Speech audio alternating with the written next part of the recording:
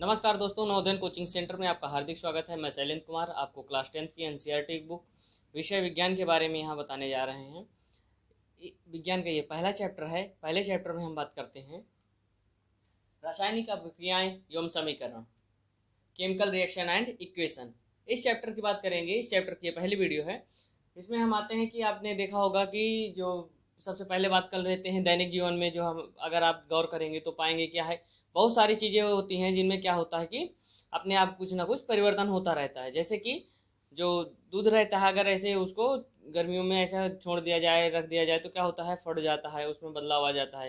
तो chemical reaction की बात करते हैं या रासायनिक जो अभिक्रियाएं होती हैं, ये ऐसी क्रिया होती हैं जिनमें क्या होता है कि उनको उसमें परिवर्तन तो होता है, लेकिन उसको पुनः, जैसे कि भौतिक अवस्थाओं में क्या होता है कि कोई चीज़ है, जैसे लोहा है, उसका आकार बदला जा सकता है, फिर उसी शेप में लिया जा सकता है। तो मतलब शेप साइज या कोई चीज़, मतलब कहने का मतलब ये है कि अगर पुनः अपनी अवस्था में आ जाती है तो क्या है भाई, तो भौतिक परिवर्तन होता है। जो नहीं आती है उसका क्या होता है, रासायनिक परिवर्तन होता है। रासायनिक परिवर्तन की बात करेंगे तो देखेंगे, अगर खुले में या जैसे खुले में लोहा को छोड़ दिया जाए, लोहे के सामान को छोड़ दिया जाए, कुछ समय तक लिए वो पड़ा रहता है, तो क्या होता है, उसमें जंग लग जाता है। तो ये क्या होता है, ये रासायनिक अभिक्रियाएं होती हैं। और इसके साथ साथ देखेंगे दूध में भी क्या होता है, दूध फट जाता है। और सारी चीज़ बात करें, भोजन पका लेते हैं, भोजन पकाने के बाद क्या, भोजन को अनाज के रूप में उसी अवस्था में लाया जा सकता है? नहीं लाया जा सकता। इसलिए ये कौन सा रासायनिक परिवर्तन है। और इसके बाद बात करेंगे इसके साथ और बहुत सारी चीज़ें होती हैं जिनमें आप देखेंगे कि ऐसी क्रियाएं होती हैं जिनसे कि वो पुनः अपनी पूर्व अवस्था में नहीं आ पाते हैं। ऐसी क्रियाओं को रासायनिक परिवर्तन कहते हैं।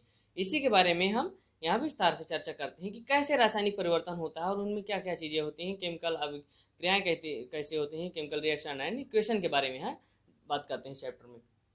इसमें सबसे पहले बात कर देते हैं, जैसे मैं यहाँ इस बुक में ही उदाहरण लिया गया है मैग्नीशियम का। मैग्नीशियम, जो मैग्नीशियम रिबन है, उस रिबन की बात करेंगे। अगर वायु में इसका दहन करते हैं तो इसमें क्या होता है कि मैग्नीशियम ऑक्साइड बनता है। मैग्नीशियम ऑक्साइड जो बनता है, तो कहने का मतलब क्या होता है कि मैग्नीशियम ऑक्साइड फिर से मैग्नीशियम रिबन बन सकता है? नहीं बन सकता। तो ये क्या हुआ, केमिकल रिएक्शन हुआ। फिर इसको क्या होता है, वॉच ग्लास में इकट्ठा करने के इसमें प्रैक्टिकल दिखाया गया है कि मैग्नीशियम रिबन जब जल जाता है उसको वॉच ग्लास में इकट्ठा कर लेते हैं, तो फिर उसमें देखेंगे तो क्या होता है, एक राख टाइप, यानी कि वो जला हुआ भाग रहता है और वो नष्ट हो जाता है। फिर वो पुनः अवस्था में पूरी नहीं आ सकता है।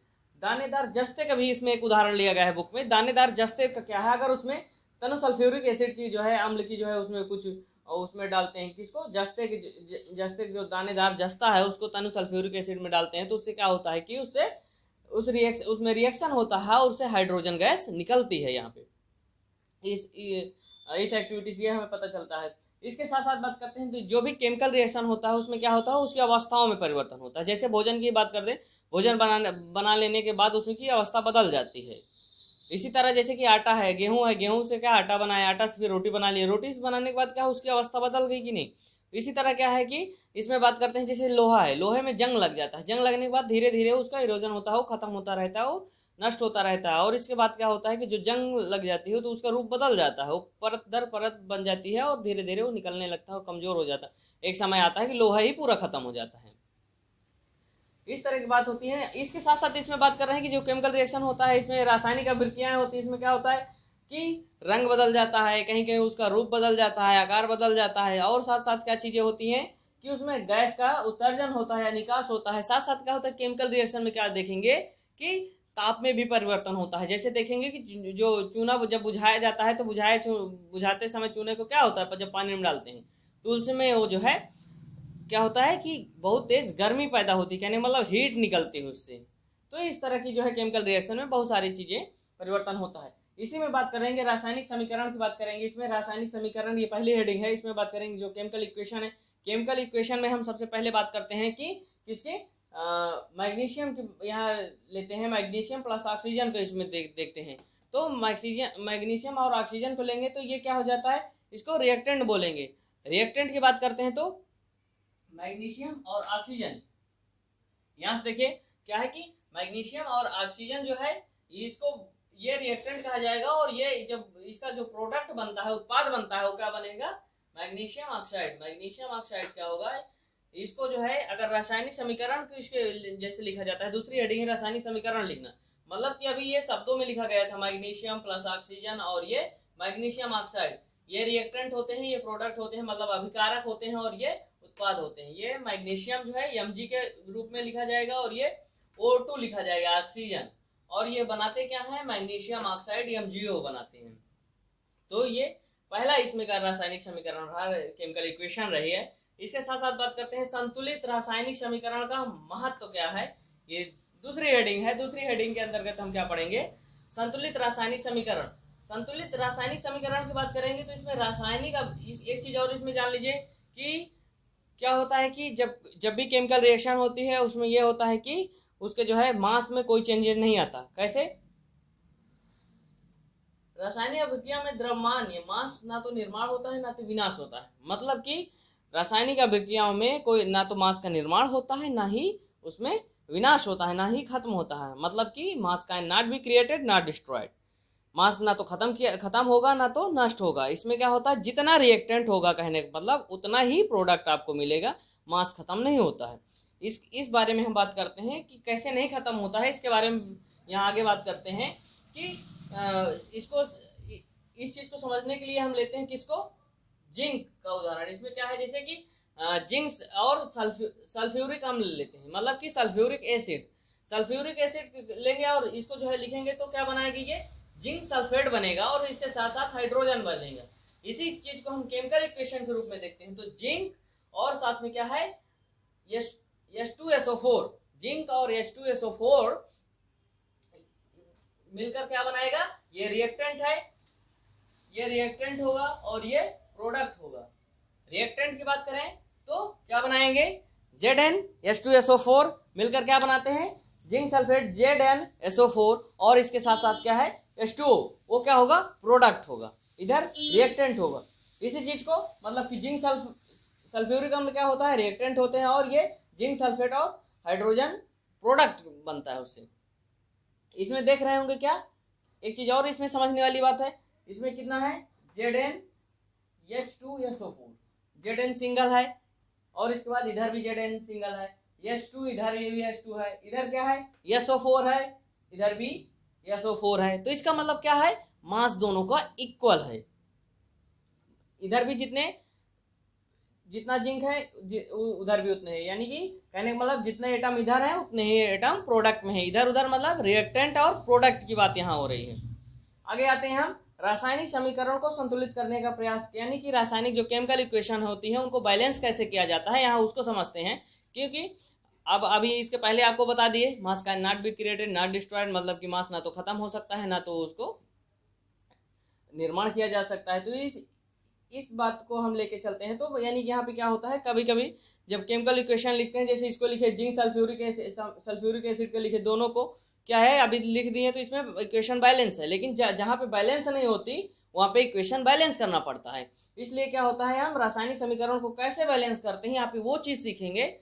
यहाँ पे आते हैं कि Fe किसका है फार्मूला, आयरन का है, फेरस, ये और H2O जल का है। इन दोनों में हम ये दोनों क्या होंगे, रिएक्टेंट होंगे, प्रोडक्ट बनाएगा फेरस ऑक्साइड Fe3O4 बनेगा और H2 बनेगा। तो इसमें देखेंगे कि क्या जितना हम रिएक्टेंट लिए हैं उतना ही प्रोडक्ट है। इस बात को यहाँ से बहुत अच्छे से समझने की जरूरत है, क्योंकि एक इक्वेशन बैलेंस करना अगर आप सीख गए तो उससे जो है बहुत सारी इक्वेशन आप बैलेंस कर सकते हैं। इसमें जो क्या होगा कि Fe और H2O है, तो इसमें देखेंगे कि Fe क्या है, Fe की बात करते हैं कि इसमें सिंगल Fe है और H2O इधर भी है। इसका पहला चरण जो हम बैलेंस करने का होता है, इसमें क्या कर लेते हैं कि सबको बॉक्स बना लेते हैं। बॉक्स क्यों बना लेते हैं, जिससे कि इक्वेशन लिखते समय, बैलेंस करते समय कोई जो है उसका जो है केमिकल जो फार्मूला है वो चेंज ना हो सके किसी चीज का। जैसे H2O को ही ले लेते हैं तो H2O को कभी H2O4 नहीं लिख सकते, H2O का होटल यहाँ ब्रैकेट लगा के 4 नहीं लिख सकते, 4H2 लिख सकते हैं। इसी चीज को आप यहाँ समझेंगे अच्छे से। यहाँ पे क्या है 4H2 लिख सकते हैं, लेकिन H2O4 नहीं लिख सकते, ना तो H2O4 ऐसे लिख सकते हैं इस फॉर्म में। तो इसी चीज को समझने के लिए हम पहले ब्रैकेट बना लेते हैं, जिससे कि कोई दिक्कत ना हो। आगे बात करते हैं, इसमें देख लीजिए कि कितने एलिमेंट्स इसमें हैं, कितने Fe में है, H में कितने हैं, O में कितने हैं।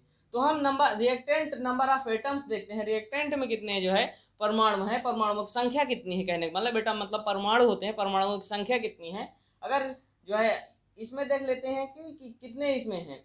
अभिकारक इसको बोलते हैं, रिएक्टेंट को अभिकारक बोलते हैं और प्रोडक्ट को उत्पाद बोलते हैं इंग्लिश में। फिर से बता देते हैं, ये क्या है, रिएक्टेंट नंबर ऑफ एटम्स, मतलब कि अभिकारक में कितने परमाणु हैं। और इसके बाद बात करते हैं कि प्रोडक्ट में नंबर ऑफ एटम, प्रोडक्ट क्या है, मतलब कि उत्पाद में कितने परमाणु हैं। इसमें देखते हैं कि F सिंगल है, सिंगल इधर एटम है, S2 है, O सिंगल है, ये हम किस में देख रहे हैं, अभिकारक में देख रहे हैं, रिएक्टेंट में देख रहे हैं। प्रोडक्ट में क्या आ रहा है, इधर देख रहे हैं F कितना है 3 है, O कितना है 4 है, और S2 कितना है 2 है। तो मतलब 2H मिल रहा है, लेकिन F और O नहीं मिल रहा है। इस चीज को हम कैसे बैलेंस करते हैं, स्टेप बाय स्टेप आप समझते जाइएगा। पहले स्टेप में हम इसको जो है ब्रैकेट में इसको बंद कर लिए। दूसरे स्टेप में इसके एलिमेंट को देख लिए कि किस एलिमेंट में कितने जो है एटम है, कितने जो है प्रोडक्ट में बन रहे हैं, तो इस चीज को देखेंगे। अब ये इक्वेशन यहाँ बैलेंस नहीं, इसको बैलेंस करने के लिए हम क्या करेंगे, संतुलित करेंगे। संतुलित करने के लिए क्या करेंगे, इसमें तीसरा चरण में आते हैं। तीसरे चरण में क्या करेंगे, इसमें आप देखते हैं कि इधर इधर क्या है Fe3O4 बन जा रहा है, तो इधर Fe3O4 बन जा रहा है, तो इधर भी H2O है, मतलब सिंगल O है। तो O को 4 करने के लिए हम क्या करेंगे, अभी पहले यहाँ बता दिए थे कि H2O4 नहीं लिख सकते, H2O4 ऐसे नहीं लिख सकते, तो यहाँ पे 4H2O लिख सकते हैं।